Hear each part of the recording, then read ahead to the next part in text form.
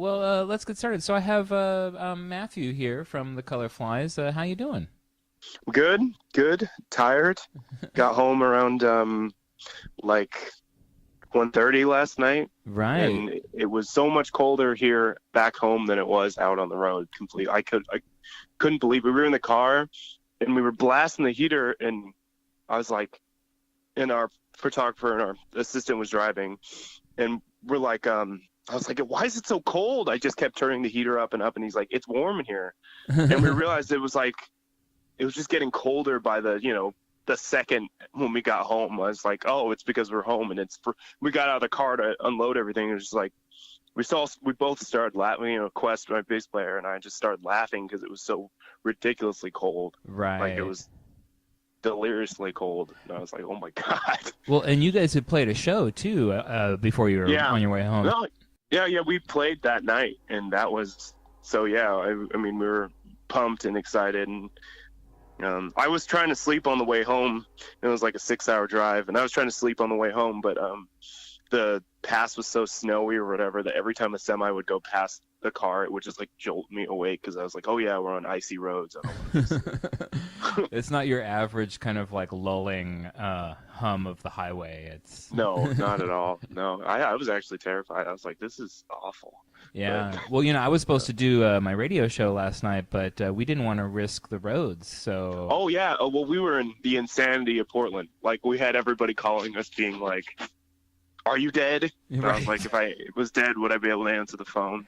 But you know what I mean? Sure, Like people are sure. just like, people are like, you stay inside tonight. Don't go on the roads. The funny thing was, we were on the road. Like we were. You were already out. No, well, at some points we were because we were recording too. Uh, we slept at the recording studio.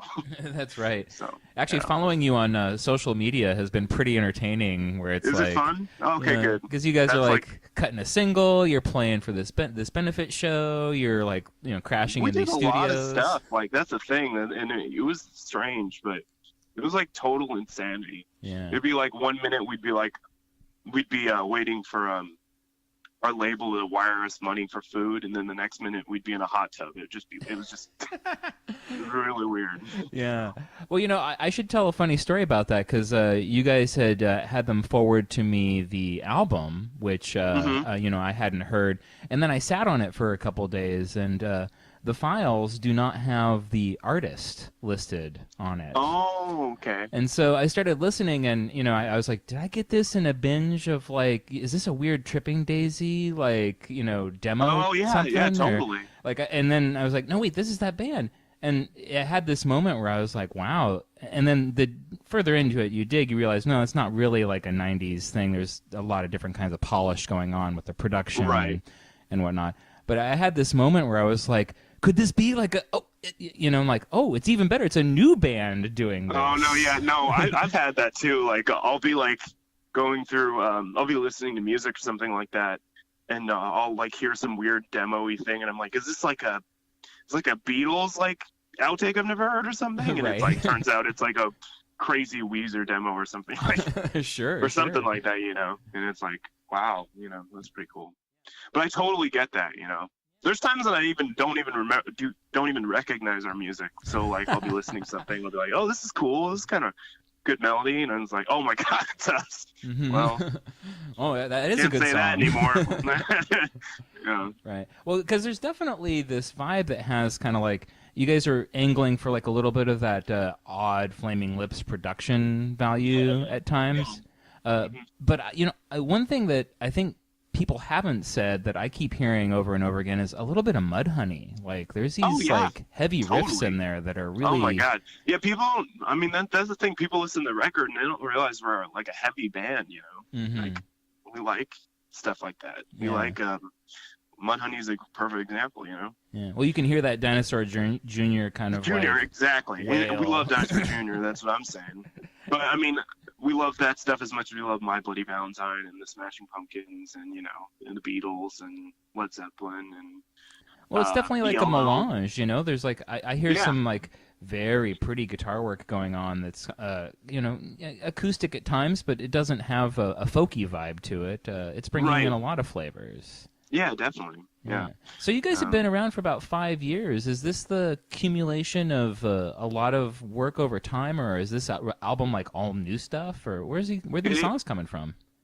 um, it's a kind of a funny story because basically we've been a band for 5 years, so we've been recording and doing stuff for 5 years. But this album was kind of a weird fluke, I think, because we were consigned to do that. We were going to do this. A label contacted me from New York, and so we were freaking out. You know, we were consigned to do this like label thing, and they're like, "Well, we can only put it on tape because we're a small label." And we're like, "We don't care," you know. Sure, sure. It's our first foray into any kind of professional Opportunities. situation, like exactly.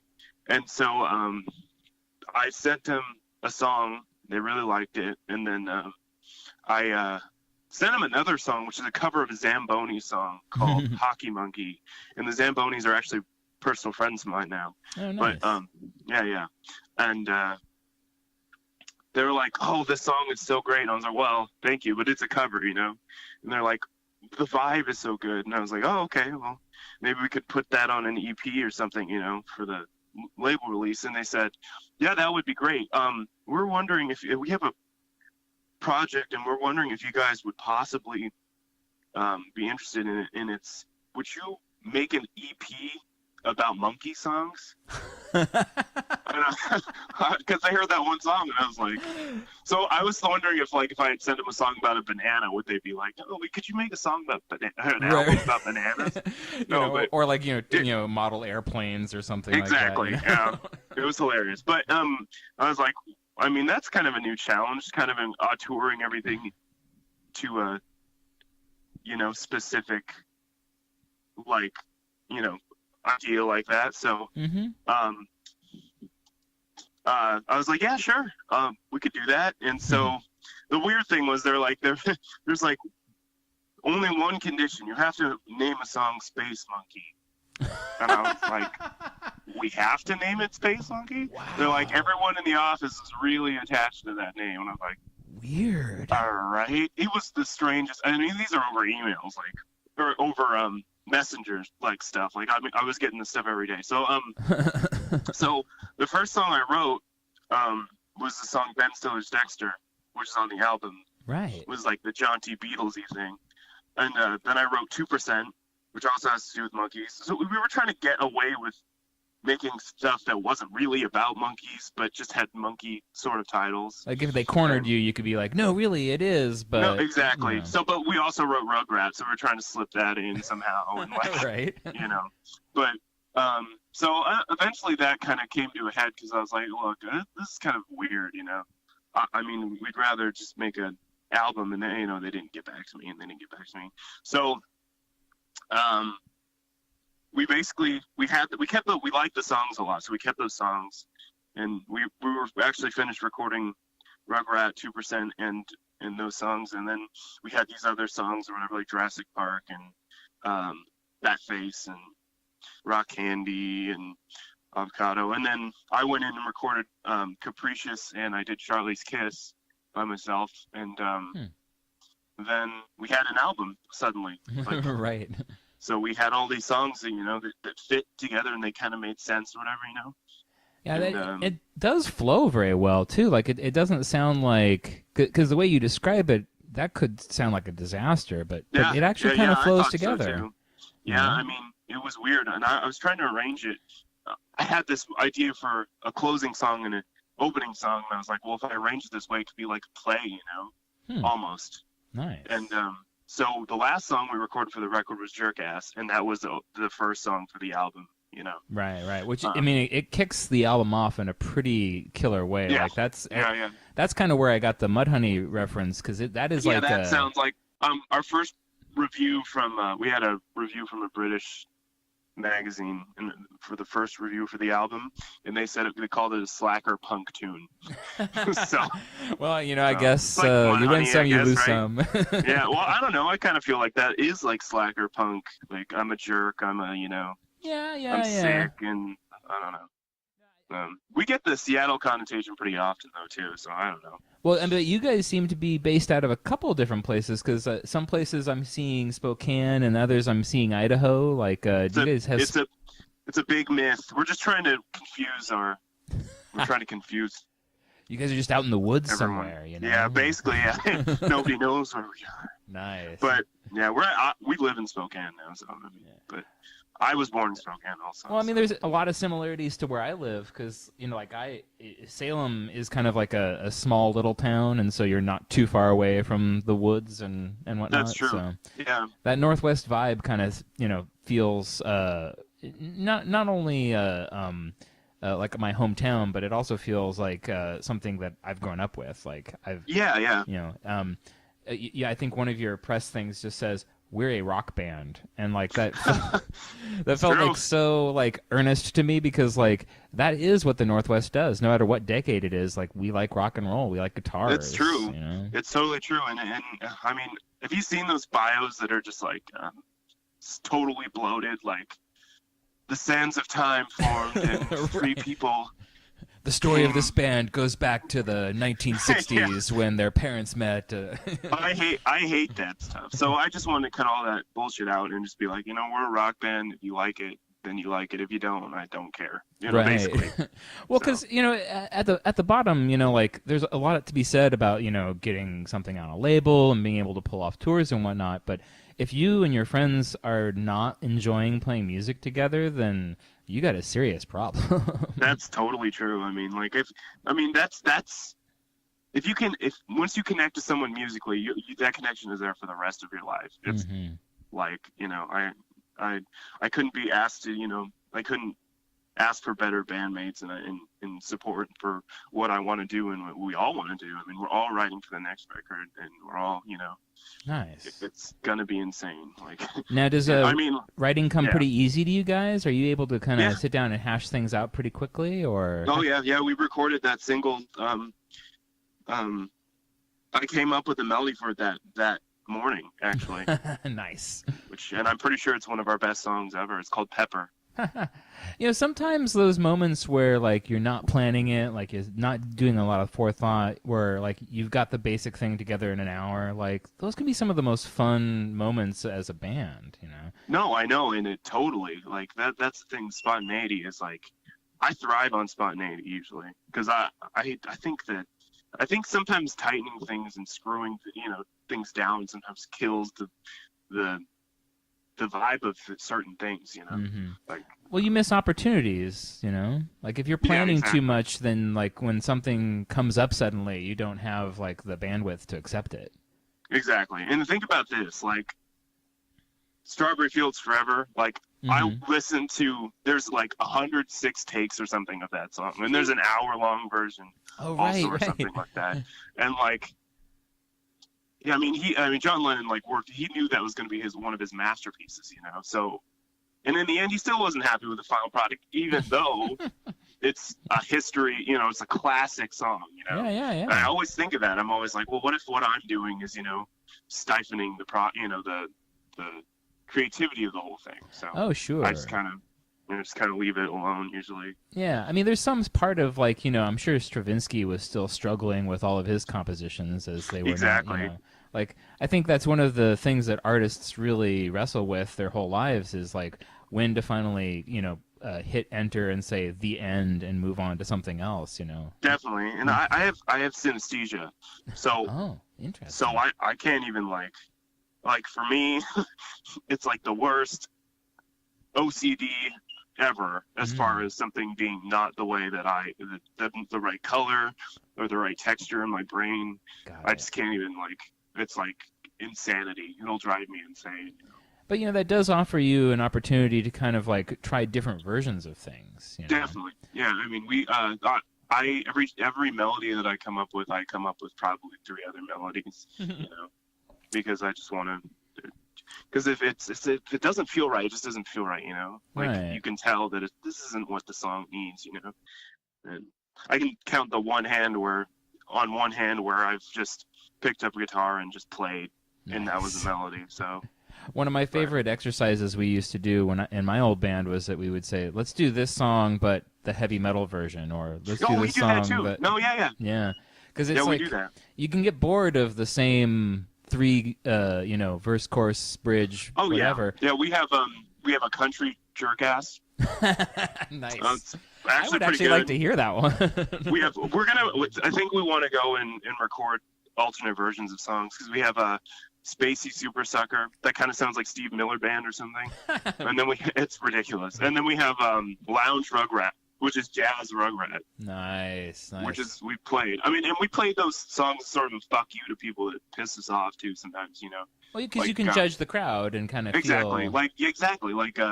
There's venues that tell us not to play too loud, so we'll play you know, This is like turn everything up real quick. Oh yeah, exactly. Yeah. Oh, we've done that. We've lampooned ourselves. Yeah, there's so much about environment and like you were saying, of being in the moment that certain bands where I hate to name names, but 7 Seconds comes to mind where I feel like they do the same set every night, the whole tour for years on end.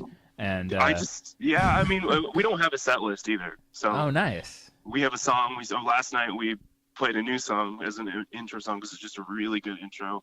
It'll probably be the first song on the next record too. And it's just kind of like just like total, you know. But it's like such a good intro thing, so we played that. But I mean, we knew we were gonna play that because you have to drop. It's an alternate tuning, but after that, it just kind of flows. You know, you just feel how you want to do it. You know? Sure. Well, it's like I think of this Sonic Youth interview where they're saying like you want to go from like A to C, but how you get to B and how B gets to C can be up to you, and you can make it up every completely. day. You know? Oh yeah, completely. I mean, I get so bored so fast, you know. so if and I think we all get pretty bored pretty quickly because we always want to move on to the next thing, you know. So well, can you imagine doing the same thing for 45 years?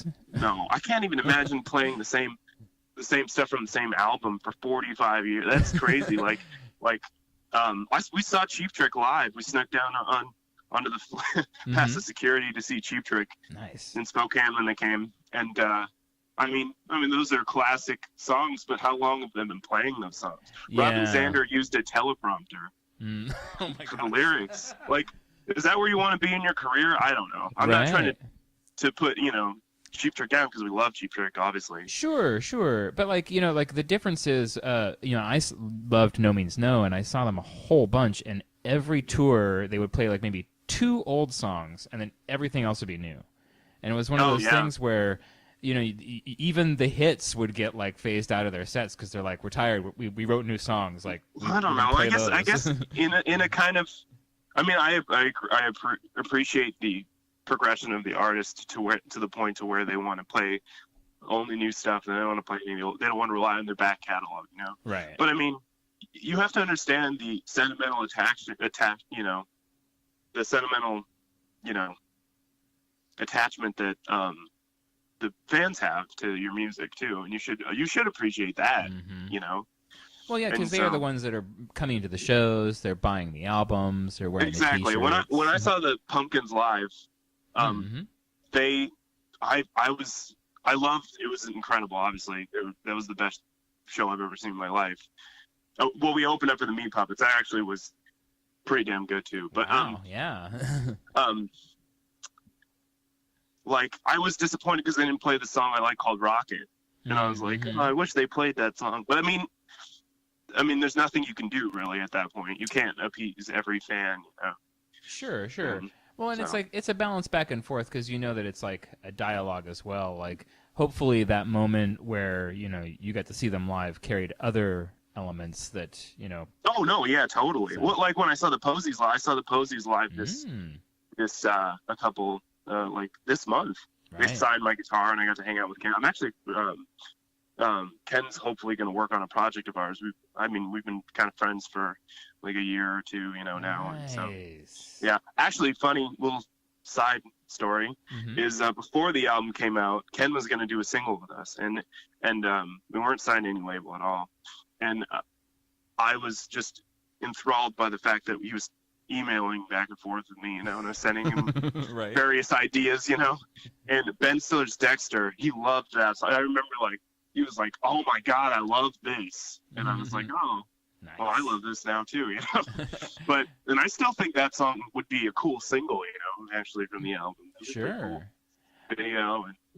this is the beauty of like being a musician is eventually you do get to kind of meet people where you used to be a fan and now they're a peer, and like that kind of shift happens in the Yeah, it's relationship. crazy. I mean, that's the most nuts thing I've ever heard. Like I was emailing Ken and I was like, I wrote this song I think we should do, and I'm kind of scared because I think I ripped you guys off a little bit too much. And he's like, well, let's hear it. Right. I was like, but I don't know. I guess So, if he liked it, that means you didn't rip him off too badly. that's true. Yeah, that's true. Right. Uh, Well, it sounds like you guys have actually come quite a ways, and it's always weird to plan too far ahead. But what's on the horizon for the Colorflies? Like you kind of just did this little Christmas jaunt, so to speak. yeah, people really were like, "You're going out now? You guys idiots?" Right. And I was like, "Yeah," but I mean, really, it was a good idea because people were out and about, and people were excited, to do these things because I mean there is a general atmosphere of cheer, out there. I feel like, and I'm a huge Christmas person, not a huge like religious person, but I just love the feeling Sure. of that sort of stuff, So Well, and there's something to be said for the time-honored tradition of the it's cold, work got canceled. Let's go to a bar and watch a band play. exactly, yeah, that's true, yeah, but. And people are inside listening to their radios, because Sure, yeah. It's cold. They're making soup. yeah, exactly. Yeah. But as far as what I see on the horizon for us, I feel like this next album, I mean, our label thinks it might chart, which would be insane, Wow. like a heat seeker Billboard sort of thing. And we're gonna work with a producer and record it at his house, and it's just gonna be a really nice vibe, I'm sure, And, Nice. it's our best. The next step is our best songs ever, Yeah. So That's a good place to be too, because it's always terrible to think like that you've just done something really good. Like I like to think that the next thing is going to be really good. yeah, I mean, I was kind of freaked out when this album came out and started selling like when I mean we hit the $1,000 in sale mark sort of thing. Nice. I was like, that's crazy, and now it's at almost $3,000 in sale. So it's like that's nuts to me, like that's crazy. I mean, I know tons of people who are sitting on boxes and boxes of their own records, and like. That's what I'm saying. We don't have any to sell. We didn't even have any to sell on the tour, See, sold that's out kind of those, good in a way. I know, yeah, but like I don't know. That freaked me out. I was like, oh my god, what if this is the pinnacle of our career? It just kind of made me freak out a little bit. But Wow. it was like, what if we can't write any better songs, or people don't accept that we've changed, that we're evolving, or any of those things, So I didn't know. Those are things I think you probably struggle with in year 1, in year 5, in year 10. Yeah, probably. Yeah, probably. I'm not sure if that is a struggle that goes away. At least for me in radio, like I've been doing this for I think almost 20 years now, and I feel like each step along the way, like something.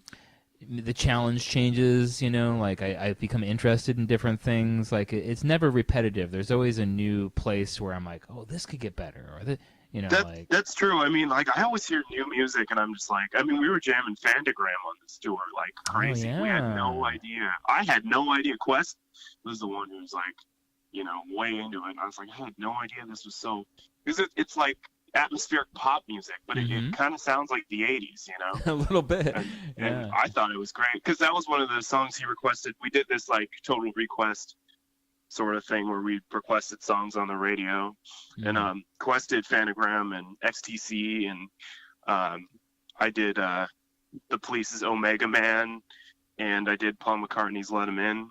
So Nice. yeah, no man, I'm a huge Paul McCartney and Beatles fan. Yeah. Like, I could kind of hear that. There's enough hooky bits in that record exactly. that are, like it's not derivative, but you're like, I think I can trace that lineage back. I wanted to barely shine through. That's what I wanted. Yeah.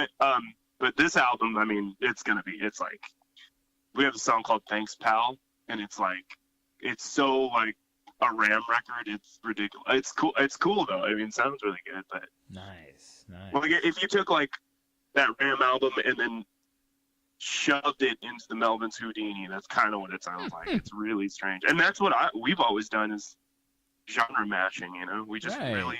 No, this sounds like Lemonheads meets ABBA, or something just crazy like that. You know. Sure. Well, and it's an opportunity for you to kind of flex your creative muscles because you're like, well, what Oh would yeah. it sound like if that happened? Oh yeah, totally. Yeah, Yeah. like if like you had a collaboration or something. Yeah. Sounds like you guys like a good challenge as a band, you know? Oh yeah, we love challenging ourselves. Like, I mean, and we put ourselves in situations that are pretty deliberately uncomfortable to yield better, more to different results. You know, because if you're doing the same thing over and over again, you're going to yield the same results. Yeah. That's just how it is. You know. Or you run So- that risk of the echo chamber effect that we just recently went through, where you're not getting any new information. Oh no, yeah. And then suddenly you're Yeah. sideswiped by reality or something. Well, I can't imagine putting out a record and people being like, "This sounds exactly like the last album." Like, I couldn't even imagine that. Right. That's kind of like the kiss of death. But I mean, in a certain way, like the public doesn't really want you to change. They really don't. They kind of want like one step forward and then 9 steps back. You know, Yeah, they kind of exactly, want it to like- be like a little bit of the same, but like with one thing different. You know. right. Yeah. It's just like, I don't know. That's stupid. That's not progressive. You know. And then that's an allegory for society. Right. You know, society doesn't. I mean, for the most part, people are not progressive. Yeah. And that's like the death of any society, you know. Well, and in a way, that's kind of the opposite of what your band is, because listening to even the record, like song to song, you guys are changing.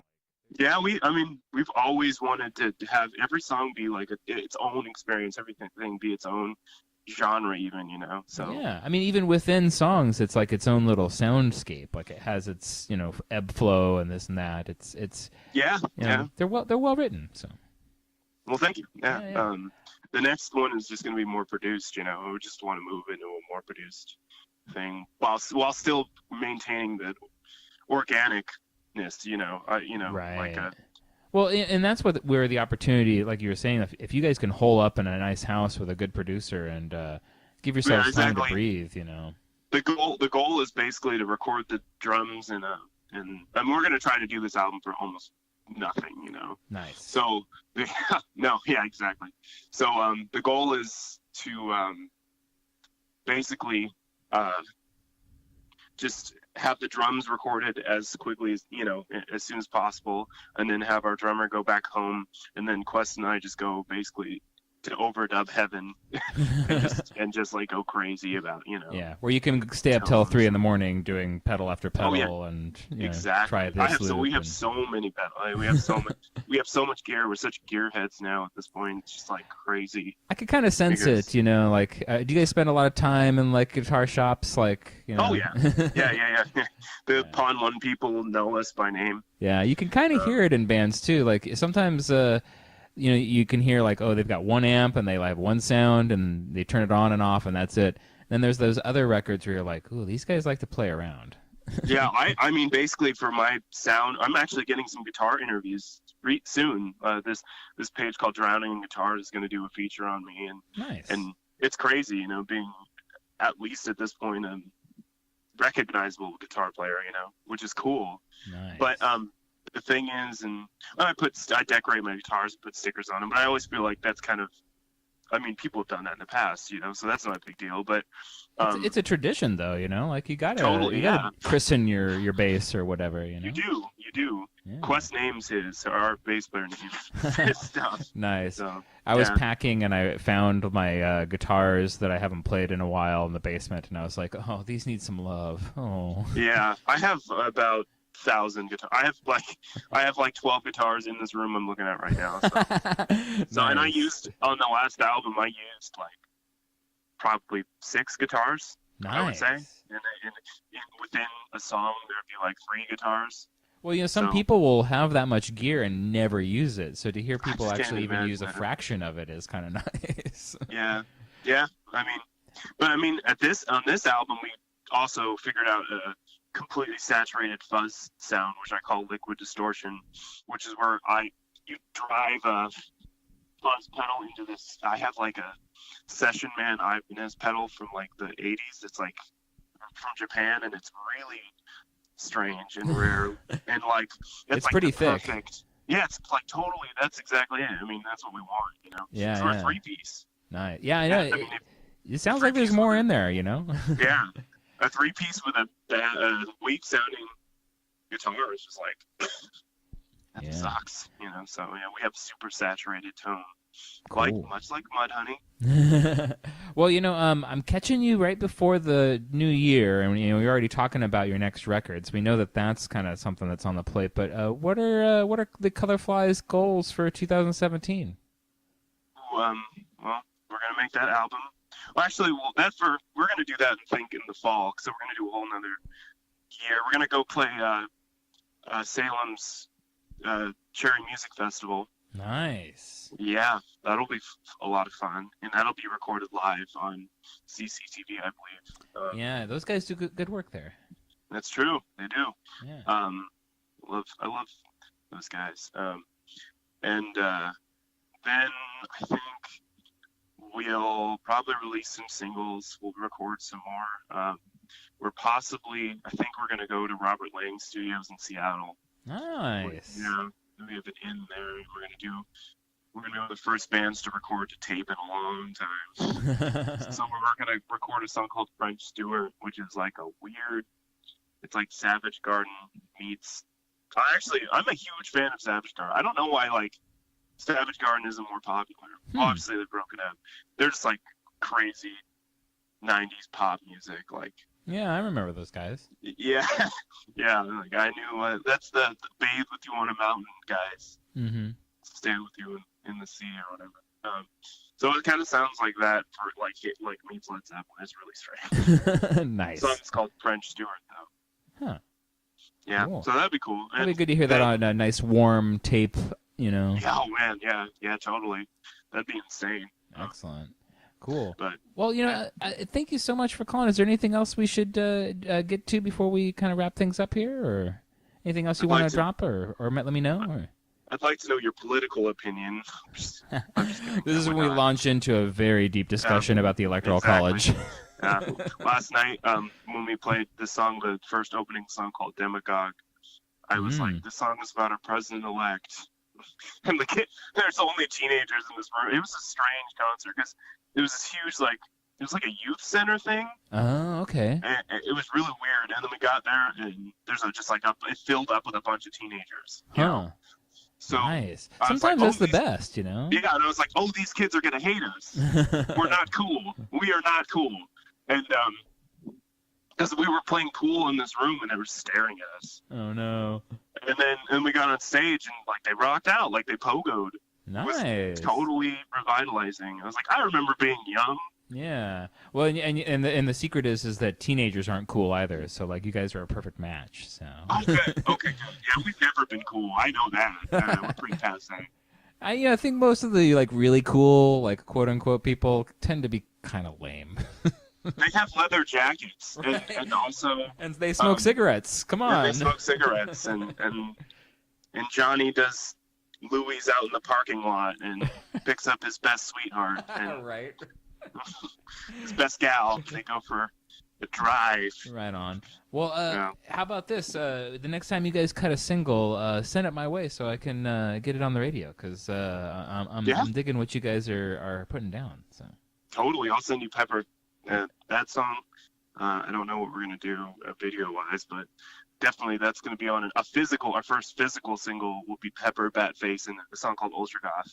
Ooh, nice. It's gonna be good. Yeah, it's always nice to have physical media in your hand. Like it makes you feel like you actually are a band, you know. Yeah, that's the thing that I think is really strange right now. Is like people don't really, our label when we first signed there, like people don't really, buy CDs that much, mostly digital, and then we like outsold the total. Like we totally dominated in physical copies sold. So that made me believe that people like, oh, artwork and lyrics and, that thing is still there. That stuff matters. It really does. And, I mean, I talk to kids on Tumblr all the time, about the band and stuff like that because they message me and we have a connection that way. And they really do. I mean, kids millennials appreciate these things, and I think that people give millennials a really bad, they have a really bad rap. Yeah, I think that should be directed in the other generational path. Oh, you kidding me? Oh yeah, completely. I think the Yeah. millennials might be a little hipper than anyone else gives them credit for. Yeah, I think they have their ear to the street and they understand things, Yeah. more than they would understand more than old fogies would. I listen to my 15-year-old nephew, and I feel like he's going to lead me to a little more truth than most of the older people I know. So. Yeah, they don't have any kind of thing that says otherwise to them, So everything is a clean slate for them, Right. Yeah. which Well, is and important. it's like everything can be, what it is without irony and without like 7 layers of like, but you don't know the political implications of. Oh yeah, exactly. It's Yeah. like sometimes like a 15-year-old kid can go like, this is crap. This is awesome. I'm gonna listen to the awesome thing. Exactly.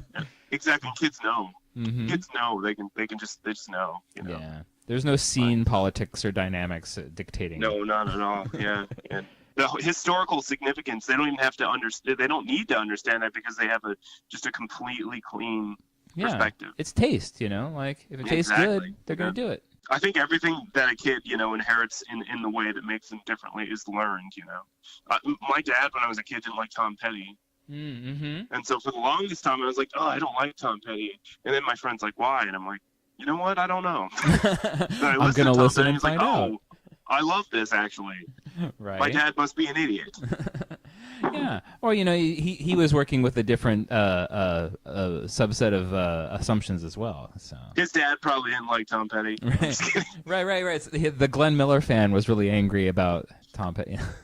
Yeah, exactly. Cool. Well, it's been great kind of following you online and seeing where the band's going, and yeah, I'm digging this stuff. So thanks for giving me some time and chatting me up about the band's history. Yeah, no problem. Yeah. No problem, man. Anytime. You guys, you got a few things up on Bandcamp, so true. I'll make sure to put in a link there for if this goes online anywhere. That's the old stuff. Try to do a Reverb Nation link. Oh yeah, That's kind because of you a guys have newer the newer, thing, and that's what I was gonna say. There's some newer stuff there, and We've been doing videos. Our photographer is trying to document a lot of things, because I think that's important, and it's fun. and when you like years later, you're like, oh wait, we don't have any pictures of that week. Yeah, that freaks me out a little bit, There's been bands I was in where like we have like 5 photos, and I'm like, crap, really? That's all there was of that whole year? That's crazy. Yeah, that's nuts, man. We've been documenting things forever. We have so much stockpiled information. It's funny. But That's cool. yeah, no, I think it's worth it. Nice. And like we're not always a serious band, so we put funny, stupid stuff up. I mean, you've seen the video. Yeah. Like you guys like to have fun. stuff used, yeah, exactly. It is fun. It is fun, and it's a luxury to be able to. Sure. Yeah, I think to a lot do of people these take it so really serious where they're like, oh, my craft and my art. Well, yeah, I mean, it is art and it is craft, and there are a lot of tears and a lot of things going into things. But I mean, at the end of the day, it's just music, Yeah. I think that's a good place to end. Yeah, me too.